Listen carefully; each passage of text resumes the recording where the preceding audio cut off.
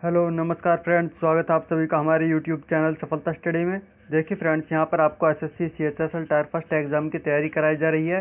देखिए हमारे most expected question की जो सीरीज चल रही है, आज क्लास नंबर 20 है। इससे पहले 19 क्लासेज आ चुकी हैं। यदि आपने उन क्लासेस को नहीं देखा है तो आप चैनल की प्ले लिस्ट में उन क्लासेस को एक बार ज़रूर देखें, क्योंकि उनमें भी मोस्ट एक्सपेक्टेड क्वेश्चन ही लिए गए हैं जिनके आपके एग्ज़ाम में आने की पूरी संभावना है। तो आप उन क्लास को ज़रूर देखें। चलिए प्रश्नों की तरफ चलते हैं। देखिए आप हमारे चैनल पर फर्स्ट टाइम आए तो प्लीज़ चैनल को सब्सक्राइब जरूर कर लें और इस वीडियो को लाइक कर दें। देखिए यहाँ पर सबसे पहला प्रश्न लिया गया है कि वास्को डी गामा भारत कब आया था। तो वास्को डी गामा ये भारत सन 1498 में आया था। जो 1498 यहाँ पर सही आंसर है। ये पुर्तगाल का रहने वाला था जो कि कालीकट के तट पर आकर रुका था। ये समुद्री मार्ग के रास्ते से भारत पहुँचा था। तो आप ध्यान रखेंगे। देखिए आप प्रश्नों को इस प्रकार ध्यान से देखना है, क्योंकि लास्ट में 25 प्रश्न कंप्लीट होने के बाद आपको कुछ प्रश्न क्विज के रूप में रखे गए हैं, लास्ट में क्विज के रूप में रखे जाएंगे। तो आप उनके आंसर कमेंट बॉक्स में ज़रूर देना। अगर आप ध्यान से देखेंगे तो आप आसानी से उनके आंसर लगा पाएंगे। चलिए अगला प्रश्न देखते हैं। देखिए प्रश्न नंबर 2 लिया गया है, भारत में महाद्वीपों की संख्या कितनी है। तो देखिए भारत में महाद्वीपों की संख्या 7 है। भारत में 7 महाद्वीप हैं। वो 7 महाद्वीप यहाँ पर नाम लिखे गए हैं: Asia, Africa, north America, south America, Antarctica, Europe और ऑस्ट्रेलिया। ये 7 महाद्वीप भारत में हैं।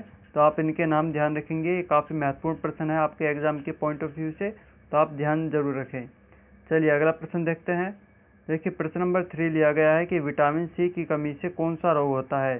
तो विटामिन सी की कमी से होने वाला रोग है स्कर्वी रोग। ये विटामिन सी की कमी से होता है। तो यहाँ पर स्कर्वी रोग आपका करेक्ट आंसर है। चलिए अगला प्रश्न देखते हैं। देखिए भारत का सबसे लंबा रेलवे पुल कहाँ स्थित है। तो भारत का सबसे लंबा रेलवे पुल ये असम के डिब्रूगढ़ में स्थित है। इस पुल का नाम है बोगीबील। बोगीबील ये रेल रोड पुल है जिसकी कुल लंबाई है 4.94 किलोमीटर। जो कि इसमें रेल रोड पुल है, इसमें ऊपर के हिस्से में सड़क यानी 3 लेन सड़क दी गई हैं और नीचे डबल लेन की रेलवे लाइन दी गई है। तो आप ध्यान रखेंगे, ये रेल रोड पुल है, बोगीबील के नाम से जाना जाता है इसको। ये असम के डिब्रूगढ़ में स्थित है। चलिए अगला प्रश्न देखते हैं। प्रश्न नंबर 5 लिया गया है, भारत के राष्ट्रीय पक्षी मोर को भारत सरकार द्वारा मान्यता कब दी गई थी। तो भारत के राष्ट्रीय पक्षी मोर है, आपको ये भी ध्यान रखना होगा। और इसको भारत सरकार द्वारा मान्यता 1952 में दी गई थी। 1952 में राष्ट्रीय पक्षी मोर को मान्यता दी गई थी। यहाँ पर 1952 करेक्ट आंसर है। अगला प्रश्न लिया गया है, संयुक्त राष्ट्र पर्यावरण कार्यक्रम ने राष्ट्रीय सद्भावना दूत के रूप में किस अभिनेत्री का कार्यकाल 2 साल और बढ़ा दिया है। देखिए संयुक्त राष्ट्र पर्यावरण कार्यक्रम में सद्भावना दूत ये दिया मिर्जा हैं, जिनका कार्यकाल 2 साल और बढ़ा दिया गया है। इनका कार्यकाल इसी साल समाप्त होने वाला था, लेकिन इनके कार्यकाल को 2 साल और बढ़ा दिया गया है। ये करंट अफेयर्स से प्रश्न था, तो आप करंट अफेयर्स की तैयारी करते रहें। आप हमारे टेलीग्राम ग्रुप को ज्वाइन कर सकते हैं, जिसका लिंक आपको वीडियो के डिस्क्रिप्शन में दिया गया है, या आप टेलीग्राम ऐप पर जाकर सफलता स्टडी, जो कि हमारे चैनल का नाम है, सर्च कर ज्वाइन कर सकते हैं। वहाँ पर आपको डेली करंट अफेयर्स और वीकली करंट अफेयर्स प्रोवाइड कराई जाती हैं।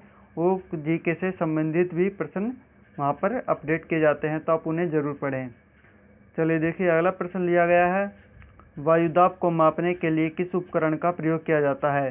तो वायुदाब को मापने के लिए बैरोमीटर नामक यंत्र का प्रयोग किया जाता है। यहाँ पर बैरोमीटर आपका करेक्ट आंसर है। और देखिए बैरोमीटर के आविष्कारक का नाम भी जान लेते हैं। पूछ लिया जाता है कि बैरोमीटर के आविष्कारक का नाम क्या है। तो बैरोमीटर का आविष्कारक है इवान नेगेलिस्टा टोरिसेली। इवान नेगेलिस्टा टोरिसेली ये बैरोमीटर के आविष्कारक हैं। तो आप इनका नाम भी ध्यान रखेंगे। अगला प्रश्न लिया है, भारत का सबसे ऊंचा जलप्रपात किस राज्य में स्थित है। देखिए एसएससी द्वारा प्रश्न कई बार पूछा गया है। हमने भी पिछली वीडियो में भी काफ़ी में ये क्वेश्चन लिया है। तो यहाँ पर भी लिया गया है कि भारत का सबसे ऊंचा जलप्रपात जो है जोग या गरसोप्पा के नाम से जाना जाता है, जो कि कर्नाटक राज्य में स्थित है। तो आप इस प्रकार के प्रश्नों को ध्यान से ज़रूर रखें, क्योंकि आने वाले एग्जाम में भी यह प्रश्न पूछा जाता है। देखिए यहाँ पर जो आपको ये मोस्ट एक्सपेक्टेड क्वेश्चन कराए जा रहे हैं, ये आपके एसएससी के साथ साथ रेलवे, एनटीपीसी और यूपी पुलिस, दिल्ली पुलिस के लिए भी काफ़ी महत्वपूर्ण है। तो आप ध्यान से ज़रूर देखें। चलिए अगला प्रश्न देखते हैं। प्रश्न नंबर 9 लिया गया है कि रुपये का सिक्का भारत में पहली बार किसके शासनकाल में ढाला गया था। तो रुपये का सिक्का ये भारत में सबसे पहली बार शेरशाह सूरी के शासनकाल में ढाला गया था। और शेरशाह सूरी का जो शासनकाल था वो है 1540 से 1545 ईस्वी। 5 साल इनका शासन रहा है। इन्हीं के शासनकाल में ही रुपये का सिक्का ढाला गया है, तो आप ध्यान रखें। अगला प्रश्न है, स्वतंत्रता सेनानी खुदीराम बोस को कब फांसी दी गई थी। देखिए, स्वतंत्रता सेनानी खुदीराम बोस को 8 अगस्त 1908 को फांसी दी गई थी। इनको किस आरोप में फांसी दी गई थी, किस जुर्म में। तो इन्हें सेशन जज किम्सफोर्ड की गाड़ी में बम फेंकने के आरोप में इनको 11 अगस्त 1908 को फांसी दी गई थी, तो आप ध्यान रखेंगे। अगला प्रश्न है, प्रसिद्ध ब्रह्मा मंदिर किस राज्य में स्थित है। देखिए, प्रसिद्ध ब्रह्मा मंदिर ये पुष्कर राजस्थान में स्थित है, तो यहाँ पर राजस्थान आपका करेक्ट आंसर है। ये ब्रह्मा जी का मंदिर है। क्वेश्चन नंबर 12 है, 65वां फिल्म फेयर पुरस्कार 2020 जो कि गुवाहाटी में आयोजित हुए थे, इसमें सर्वश्रेष्ठ अभिनेता का पुरस्कार किसे दिया गया था। तो इसमें सर्वश्रेष्ठ अभिनेता का पुरस्कार रणवीर सिंह को दिया गया था, तो यहाँ पर रणवीर सिंह आपका करेक्ट आंसर है। उसमें सर्वश्रेष्ठ अभिनेत्री की बात करें कि सर्वश्रेष्ठ अभिनेत्री का पुरस्कार किसे दिया गया था, तो सर्वश्रेष्ठ अभिनेत्री का पुरस्कार आलिया भट्ट को दिया गया था। और सर्वश्रेष्ठ निर्देशक का पुरस्कार जोया अख्तर को दिया गया था। और प्रश्न पूछ लिया जाता है कि 65वां फिल्म फेयर पुरस्कार में सर्वश्रेष्ठ फिल्म कौन सी थी। तो सर्वश्रेष्ठ फिल्म थी गली बॉय, जिसको फिल्म फेयर पुरस्कार में 2020 में 13 अवार्ड मिल चुके हैं, तो आप ध्यान रखें, यह प्रश्न पूछा जा सकता है। अगला प्रश्न देखते हैं। प्रश्न नंबर 13 लिया गया है, पानीपत की दूसरी लड़ाई किसके मध्य हुई थी। तो देखिए, पानीपत की जो दूसरी लड़ाई हुई थी ये अकबर और हेमचंद्र द्वितीय, जिसे हेमू के नाम से भी जाना जाता है, इनके बीच में यह लड़ाई हुई थी 1556 ईस्वी में। इस युद्ध में अकबर की विजय हुई थी और हेमचंद्र द्वितीय की पराजय हुई थी। और पानीपत की देखिए पहली लड़ाई भी देख लेते हैं। देखिए, ऐसे प्रश्न हमने कई बार बता चुके हैं, तो आप ध्यान रखें, क्योंकि एसएससी में ज़्यादातर ऐसे प्रश्न पूछे जाते हैं। तो पानीपत की जो पहली लड़ाई हुई थी वो 1526 में हुई थी। ये बाबर और इब्राहिम लोदी के बीच में हुई थी, जिसमें बाबर ने इब्राहिम लोदी को इस युद्ध में पराजित किया था। और पानीपत की तीसरी लड़ाई हुई थी अहमद शाह अब्दाली और मराठों के बीच में, जिसमें अहमद शाह अब्दाली की विजय हुई थी, और ये हुई थी 1761 ईस्वी में। तो आप ध्यान रखें, पानीपत की तीनों लड़ाई को ध्यान रखें। पानीपत की प्रथम लड़ाई हुई थी 1526 में, दूसरी 1556 में और तीसरी 1761 में। तो आप तीनों लड़ाइयों को ध्यान रखें। अगला प्रश्न देखते हैं। प्रश्न नंबर 14 लिया गया है कि विद्युत धारा की इकाई क्या होती है। तो देखिए, विद्युत धारा की इकाई एम्पियर होती है, जिसे आई से प्रदर्शित किया जाता है। तो आप ध्यान रखें, विद्युत धारा की इकाई एम्पियर है। अगला प्रश्न है, अंग्रेजी उपन्यास the God of small things के लेखक कौन हैं। तो देखिए, इस उपन्यास the God of small things के लेखक अरुंधति रॉय हैं। तो यहाँ पर अरुंधति रॉय आपका करेक्ट आंसर है। देखिए, किसी बुक से या उपन्यास से संबंधित राइटर के नाम पूछ लिए जाते हैं, तो आप ऐसे सभी प्रश्नों को ध्यान से पढ़ते रहें। इससे संबंधित हमने लगभग 25-30 प्रश्न इस प्रकार के टेलीग्राम ग्रुप में डाल दिए हैं, तो आप टेलीग्राम ग्रुप में जाकर पढ़ सकते हैं। वहाँ पर महत्वपूर्ण बुक्स और उनके राइटर के नाम लिखे हुए हैं। चलिए अगला प्रश्न देखते हैं। अब देखिए, प्रश्न नंबर 16 लिया गया है, केंद्र सरकार के अनुसार विदेश में फंसे भारतीयों को वापस बुलाने के लिए किस मिशन के तहत 17 से 13 मई के दौरान 64 उड़ानें संचालित की जाएंगी। तो देखिए, केंद्र सरकार के अनुसार जो विदेश में भारतीय फंसे हुए हैं, तो उनके लिए 7 मई से 13 मई तक के दौरान 64 उड़ानें संचालित की जाएंगी, और इस मिशन का नाम रखा गया है वंदे भारत मिशन। तो आप ध्यान रखें, वंदे भारत मिशन यहाँ पर करेक्ट आंसर है। ये करंट अफेयर्स से प्रश्न था, तो आप ध्यान रखें इस प्रश्न को। अगला प्रश्न लिया गया है, दूध की शुद्धता किस उपकरण के द्वारा मापी जाती है। तो दूध की जो शुद्धता है वो लैक्टोमीटर यंत्र के द्वारा मापी जाती है। यहाँ पर लैक्टोमीटर आपका करेक्ट आंसर है। और दूध का जो पीएच मान होता है, देखिए शुद्ध दूध का पीएच मान 6.4 होता है, तो आप ये भी ध्यान रखें।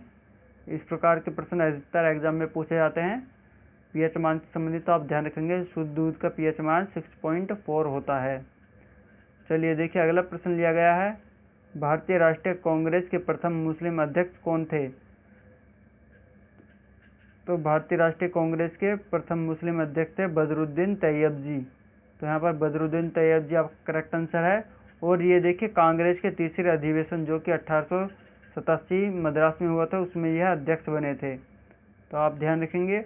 और देखिए अब देखते हैं भारतीय राष्ट्रीय कांग्रेस की स्थापना। तो भारतीय राष्ट्रीय कांग्रेस की स्थापना 28 दिसंबर 1885 को हुई थी, आप ध्यान रखेंगे। और इसमें जो प्रथम मुस्लिम अध्यक्ष बदरुद्दीन तैयब जी थे। चलिए अगला प्रश्न देखते हैं। अगला प्रश्न दिया गया है कि चंद्रप्रभा राष्ट्रीय वन्यजीव अभयारण्य कहाँ स्थित है। तो चंद्रप्रभा वन्यजीव अभयारण्य ये उत्तर प्रदेश राज्य में स्थित है। यहाँ पर उत्तर प्रदेश आपका करेक्ट आंसर है। देखिए आपको वीडियो पसंद आ रही है तो प्लीज़ वीडियो को लाइक कर दें और अपने सभी फ्रेंड्स के पास शेयर जरूर करें। प्रश्न नंबर 20 लिया गया है कि खानवा का युद्ध कब लड़ाया गया था। तो देखिए खानवा का युद्ध ये 1527 ईस्वी में लड़ाया गया था। यहाँ पर 1527 करेक्ट आंसर है। और ये किसके बीच में लड़ाया गया था। तो ये बाबर और राणा सांगा के बीच में यह युद्ध लड़ा गया था। इसमें बाबर की विजय हुई थी, तो आप ये भी ध्यान रखेंगे। अगला प्रश्न देखते हैं। अब प्रश्न नंबर 21 लिया गया है, टमाटर पकने पर लाल किस कारण से हो जाता है। तो देखिए टमाटर पकने पर लाल जो हो जाता है वो लाइकोपीन के कारण होता है। तो यहाँ पर लाइकोपीन आपका करेक्ट आंसर है। अब अगला प्रश्न लिया गया है कि कब दोनों गोलार्ध पर दिन रात बराबर होते हैं। देखिए पृथ्वी जो दो गोलार्धों में बटी हुई है, एक उत्तरी गोलार्ध और एक दक्षिणी गोलार्ध।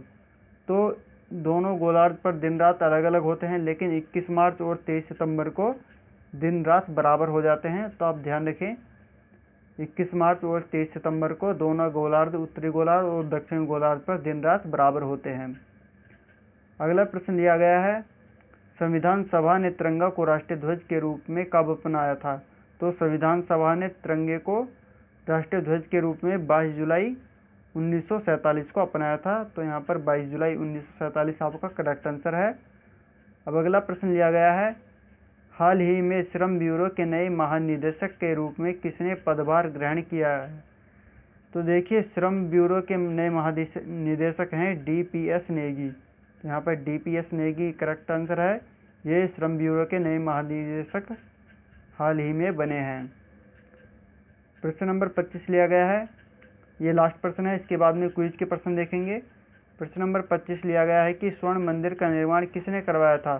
तो देखिए स्वर्ण मंदिर का निर्माण ये सिखों के गुरु अर्जुन देव ने करवाया था। इन्होंने 1585 ईस्वी में इसकी नींव रखी थी और ये 1604 ईस्वी में कंप्लीट हो गया था, बनकर तैयार हो गया था। और ये इस समय कहाँ पर है, तो ये अमृतसर पंजाब में यह बनाया गया था। तो यहाँ पर ध्यान रखेंगे आप इस प्रश्न को। चलिए अब क्विज की तरफ चलते हैं। देखिए आज की क्विज में हमने 2 क्वेश्चन यहाँ पर लिए हैं, तो आप इन सभी का आंसर कमेंट बॉक्स में ज़रूर देना। यहाँ पर पहला प्रश्न लिया गया है कि भारत का सबसे लंबा रेल रोड पुल किस राज्य में स्थित है। देखिए यह प्रश्न आपको बताए गए हैं 25 प्रश्नों में, तो उन्हीं में से प्रश्न है। तो यहाँ पर 4 ऑप्शन दिए गए हैं, आपको कमेंट बॉक्स में इसका सही आंसर बताना होगा। और प्रश्न नंबर 2 लिया गया है कि दूध का pH मान कितना होता है। तो यहाँ भी 4 ऑप्शन है, आपको इसका भी सही आंसर कमेंट बॉक्स में बताना होगा। और आपको यह क्लास कैसी लगी कमेंट में ज़रूर बताएं। वीडियो को लाइक करें, अपने सभी फ्रेंड्स के पास शेयर करें। और यदि आपने चैनल को सब्सक्राइब नहीं किया है अभी तक, प्लीज़ चैनल को सब्सक्राइब कर लें। चलिए नेक्स्ट क्लास में फिर मिलते हैं। Thank you.